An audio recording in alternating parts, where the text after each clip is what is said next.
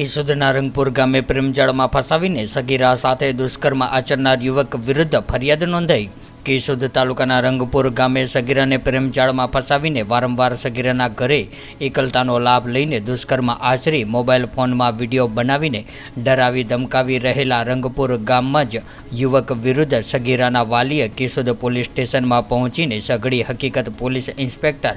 અનિરુદ્ધસિંહ ગોહિલને જણાવતા IPC act કલમ મુજબ 376(2) પોસ્કો એક્ટ હેઠળ ક 4 5L 6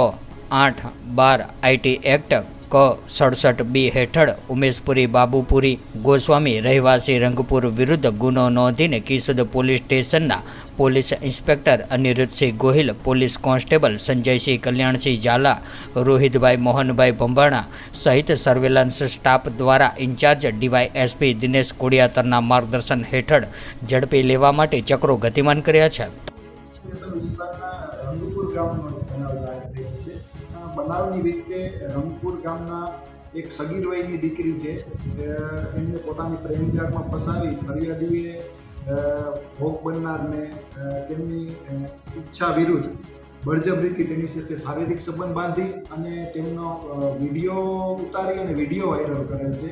જેના સંદર્ભે ગુનાની ગંભીરતાને ધ્યાને લઈ તાત્કાલિક અસરથી કેશોદ પોલીસ દ્વારા આઈપીસી કલમ 376(2) અને પોક્સો એક કલમ 4 5 6 8 અને 12 મુજબનો ગુનો દાખલ કરેલ છે। આ ગુનાની તપાસ કેશોદ પીઆઈ શ્રી એબી ગોહિલ કરી રહેલ છે।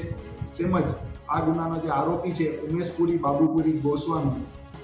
રંગપુર ગામના, તેમને તપાસ અધિકારી દ્વારા હસ્તગત કરવામાં આવેલ છે અને હાલ આ ગુનાની ઊંડાણપૂર્વક તપાસ કેશોદ પીઆઈ શ્રી કરી રહેલ છે।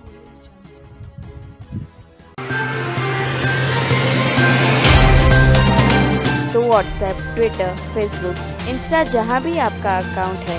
इसे शेयर बटन के द्वारा वहाँ पर शेयर करें।